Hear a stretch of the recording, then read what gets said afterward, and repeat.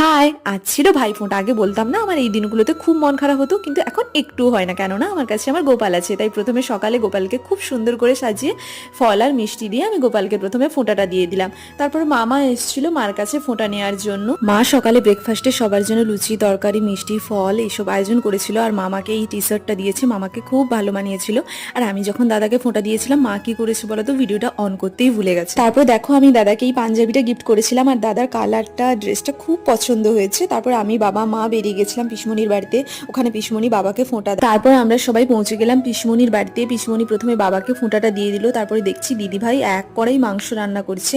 আজ বাবা কাকু দুজনই ফোঁটা নিয়েছিল।